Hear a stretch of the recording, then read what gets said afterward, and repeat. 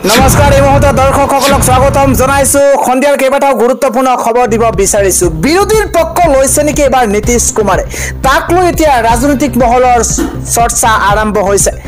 বিৰোধীৰ পক্ষ লৈছে নেকি নীতিশ কুমাৰে নীতি আয়োগৰ বৈঠকত উপস্থিত নহল নীতিশ কুমাৰ আৰু তাক লৈ এতিয়া আৰম্ভ হৈছে চৰ্চাৰ প্ৰধানমন্ত্ৰী নৰেন্দ্ৰ মোদীৰ অধ্যক্ষতাত অনুষ্ঠিত হৈছিল এই বিশেষ বৈঠকত বৰ্জন কৰিছিল প্ৰায়সমূহ বিৰোধী দলৰ মুখ্যমন্ত্ৰীয়ে মোদী চৰকাৰৰ বিৰুদ্ধে ক্ষোভ অসন্তুষ্টি বৈঠক বৰ্জন কৰিছিল বহুকেইগৰাকী মুখ্যমন্ত্ৰীয়ে মোদী চৰকাৰৰ বিৰুদ্ধে ক্ষোভ উজাৰিছে অসন্তুষ্টিৰে বৈঠক বৰ্জন কৰিছিল বহুকেইগৰাকী মুখ্যমন্ত্ৰীয়ে কিন্তু এই গুৰুত্বপূৰ্ণ বৈঠকত অংশ নললে নীতিশ কুমাৰে বৈঠকত নীতিশ কুমাৰে অংশগ্ৰহণ নকৰাক লৈ দেশজুৰি চৰ্চা অব্যাহত আছে মোদী অমিত শ্বাহৰ ওপৰত অসন্তুষ্ট নেকি নীতিশ কুমাৰ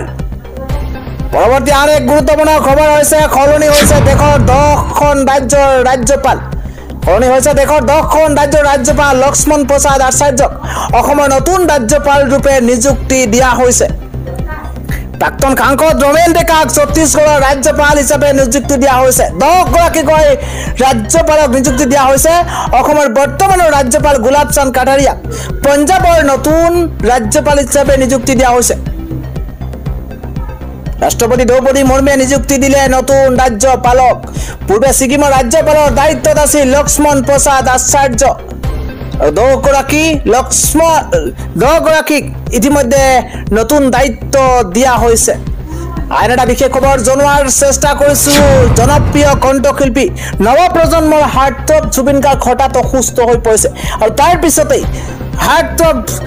জনপ্ৰিয় কণ্ঠশিল্পীগৰাকীক গুৱাহাটীৰ এখন চিকিৎসালয়ত ভৰ্তি কৰোৱা হৈছে চিজাৰ এটেক হৈ চিকিৎসালয়ত ভৰ্তি কৰোৱা হৈছে জুবিন গাৰ্গক অসমবাসীৰ হিয়াৰ আমঠুত এটা হাৰ্টথ্ৰব জুবিন গাৰ্গ হঠাৎ অসুস্থ হৈ পৰাৰ পিছতে গুৱাহাটীত চিকিৎসালয়ত ভৰ্তি কৰোৱা হৈছে আৰু ৰাতিপুৱা 10 বজাতে মহানগৰী নেম কেয়াৰ হস্পিটেলত ভৰ্তি কৰোৱা হৈছে কণ্ঠশিল্পীগৰাকীক বৰ্তমান কণ্ঠশিল্পীগৰাকীৰ অৱস্থা কিছু সুস্থ বুলি জানিব পৰা গৈছে ৰাজ্যবাসীৰ কাৰণে বৰ্তমানৰ খবৰটো অত্যন্ত গুৰুত্বপূৰ্ণ যোৰহাটত অপ্ৰয়োজনীয় ফ্লাইঅভাৰ বনাব বিচাৰিছে মুখ্যমন্ত্ৰী গৰাকীয়ে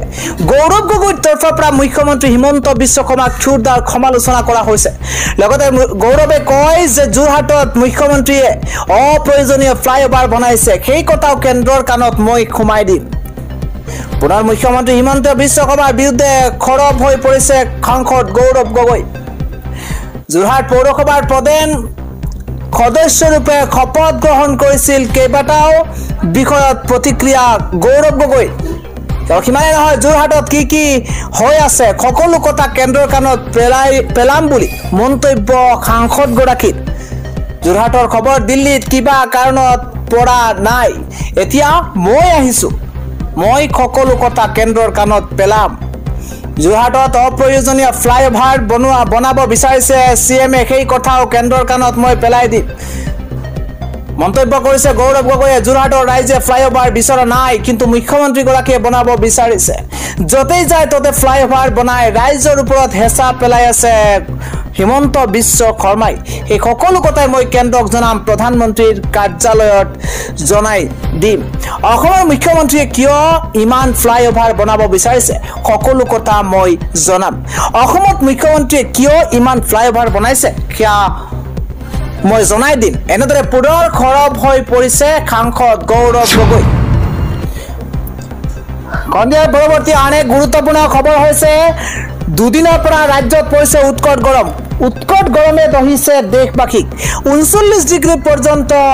গৰম বৃদ্ধি পাইছে গুৱাহাটী মহানগৰীৰ লগতে ৰাজ্যখনৰ বিভিন্ন প্ৰান্তত এতিয়া তাপমাত্ৰা বৃদ্ধি পাইছে উৎকট গৰমে আজি অধিক দহিছে ৰাজ্যবাসীক ৰাজ্যৰ 4 জনৰ লগত ভয়ংকৰ ঘটনা সংঘটিত হৈছে 4 গৰাকীকৈ লোকৰ মৃত্যু হৈছে উৎকট গৰমত আমি জনাই আছো এটা বিশেষ খবৰ তাপমাত্ৰা বৃদ্ধি পাইছে গুৱাহাটী মহানগৰীৰ তাপমাত্ৰা আজিৰ দিনটোত 39 ডিগ্ৰী কেৱল গুৱাহাটী মহানগৰীতে নহয় গুৱাহাটী মহানগৰীৰ লগতে ৰাজ্যখনৰ বিভিন্ন প্ৰান্তত 38 পৰা 39 ডিগ্ৰী পৰ্যন্ত গৰম বৃদ্ধি পাইছে ইফালে বতৰ বিজ্ঞান কেন্দ্ৰৰ তৰফৰ পৰা আগজাননী প্ৰদান কৰা হৈছে যে আগন্তুক 2টা দিনলৈ অব্যাহত থাকিব এই গ্ৰীষ্ম প্ৰবাহ 3 পৰা 4 ডিগ্ৰী পৰ্যন্ত বৃদ্ধি পাব গৰমৰ তাণ্ডৱ গৰমৰ প্ৰকোপ বৃদ্ধি পাব 48 ঘণ্টাত সৰ্বোচ্চ তাপমাত্ৰা স্বাভাৱিকতকৈ 3 পৰা 4 ডিগ্ৰী অধিক হ'ব মন্তব্য কৰিছে ইতিমধ্যে বতৰ বিজ্ঞান কেন্দ্ৰৰ তৰফৰ পৰা আগজাননী প্ৰদান কৰা হৈছে ইফালে উৎকট গৰমৰ বাবে ৰাজ্যত পুনৰ আন এগৰাকী লোকৰ মৃত্যু আত্মীয়ৰ ঘৰলৈ ফুৰিবলৈ গৈ থকা অৱস্থাতে লোকগৰাকীৰ মৃত্যু হৈছে বুলি জানিব পৰা গৈছে উৎকট গৰমৰ বাবে লোকগৰাকীৰ মৃত্যু হৈছে লোকগৰাকীৰ নাম আছিল প্ৰাণজিৎ শৰ্মা মুছলপুৰত থকা আত্মীয় ঘৰলৈ ফুৰিবলৈ যাওঁতে এই খোকাবহ ঘটনা সংঘটিত হৈছে লোকগৰাকী কলাইগাঁও এখন বিদ্যালয়ৰ শিক্ষক বুলি ইতিমধ্যে জানিব পৰা গৈছে খন্দিয়াৰ পৰৱৰ্তী আন এক গুৰুত্বপূৰ্ণ খবৰ হৈছে পুনৰ প্ৰশাসনৰ বুলডোজাৰ চলিব 2000টা পৰিয়াললৈ উচ্ছেদৰ জাননী ইতিমধ্যে প্ৰেৰণ কৰিছে বিভাগে জনাই আছো এটা বিশেষ খবৰ 2000ৰো অধিক পৰিয়াললৈ উচ্ছেদৰ জাননী প্ৰদান কৰিছে প্ৰশাসনৰ তৰফৰ পৰা প্ৰশাসনে সাজু কৰি ৰাখিছে বুলডোজাৰ পৰিস্থিতিৰ বাবে মোকাবিলা কৰিবলৈ সাজু হৈ পৰিছে আৰক্ষী আৰু অৰ্ধসামৰিক বাহিনী এখন দুখন নহয় 2000ৰো অধিক গড় উচ্ছেদ কৰাৰ জাননী প্ৰদান কৰিছে প্ৰশাসনে বিজিআৰ আৰু পিজিআৰত বসবাস কৰা লোকৰ মাজত হাহাকাৰ অৱস্থাৰ সৃষ্টি হৈছে আমি উল্লেখ কৰিব বিচাৰিছো পশ্চিম কাৰ্বি আংলঙৰ কথা পশ্চিম কাৰ্বি আংলঙৰ গ্ৰেজিং ৰিজাৰ্ভবাসীৰ বাবে এটা বেয়া খবৰ খংকাত পৰিছে ৰিজাৰ্ভবাসী ৰাইজ উচ্ছেদ অভিযানৰ জাননীৰ পিছতে এতিয়া খেৰণীৰ গ্ৰেজিং ৰিজাৰ্ভবাসীৰ ভীতিগ্ৰস্ত হৈছে যিকোনো মুহূৰ্ততে পৰিয়ালকেইটা উচ্ছেদ হ'ব পাৰে যিকোনো মুহূৰ্ততে ভাঙি চুৰমাৰ কৰি দিয়া হ'ব পাৰে পৰিয়ালকেইটা সন্ধিয়াৰ পৰৱৰ্তী খবৰটো হৈছে পবিত্ৰ মক্কাত অসমৰ এগৰাকী হজযাত্ৰীৰ শোকাবহ ঘটনা সংঘটিত হৈছে পবিত্ৰ মদিনাত পুনৰ অসমৰ হজযাত্ৰীৰ মৃত্যু এটা বেয়া খবৰ নিহত যাত্ৰীগৰাকী চিৰাঙৰ চৰাইগাঁৱৰ আব্দুল ৰহিম পৰামানিক বুলি ইতিমধ্যে চিনাক্তকৰণ কৰা হৈছে মে মাহত গুৱাহাটীৰ পৰা উৰা মাৰিছিল মক্কালৈ পবিত্ৰ হজৰ বাবে আৰু এই হজৰ বাবে উৰা মৰা কেইগৰাকী ব্যক্তিৰ অৱশেষত মক্কাতে মৃত্যু হৈছে স্বাস্থ্যৰ অৱনতি ঘটাত সৌদি চৰকাৰে তত্ত্বাৱধানত 1 মাহে চলি আছিল ব্যক্তিগৰাকীৰ চিকিৎসা স্বাস্থ্যৰ অৱনতি ঘটাত সৌদি চৰকাৰে 1 মাহে চিকিৎসা চলাই আছিল আৰু মদিনাৰ আল আহমেদিয়া চিকিৎসালয়ত শেষ নিশ্বাস ত্যাগ কৰিছে অৱশেষত লোকজনে উমৰাহৰ বাবে গৈছিল হজ যাত্ৰীগৰাকী আৰু অৱশেষত কৰুণ মৃত্যুক খাবতি ল'বলগীয়া হৈছে লোকগৰাকী সন্ধিয়াৰ আন এক গুৰুত্বপূৰ্ণ খবৰ হৈছে 2026ৰ বিধানসভা নিৰ্বাচনৰ পূৰ্বে অসমত আৰু এটা আঞ্চলিক ৰাজনৈতিক দলৰ আত্মপ্ৰকাশ ঘটিব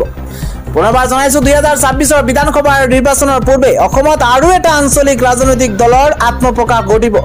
এই মন্তব্য কৰিছে বীৰ লাচিত সেনাৰ নেতা শৃংখল চলিহাই শেষৰটো খবৰ হৈছে নিবনুৱা যুৱক যুৱতীৰ বাবে আজি দিনটোত এটা ভাল খবৰ কিয়নো 1 জুলাইৰ পৰা আপুনি বেংকৰ চাকৰিৰ বাবে কৰিব পাৰিব আবেদন ইতিমধ্যে এটা ভাল খবৰ দিয়া হৈছে কিয়নো IBPSত মুকলি হৈছে হাজাৰ হাজাৰ বিজ্ঞাপন 6128টা পদৰ বাবে আপুনি আবেদন কৰিব পাৰিব বিভিন্ন চৰকাৰী বেংকৰ খালী পদৰ বাবে বিজ্ঞাপন প্ৰকাশ কৰা হৈছে 6128টা ভিন্ন বৰ্গৰ পদৰ বাবে 1 জুলাইৰ পৰা কৰিব পাৰিব আবেদন আৰু আবেদন কৰিবলৈ আপুনি এটা বিশেষ ৱেবছাইট মুকলি কৰা হৈছে আপুনি জানি ৰাখক এই ৱেবছাইটটো আৰু সেই ৱেবছাইটটো হৈছে www.ibps.in এই ৱেবছাইটৰ জৰিয়তে আপুনি সবিশেষ তথ্য জানিবলৈ পাৰিব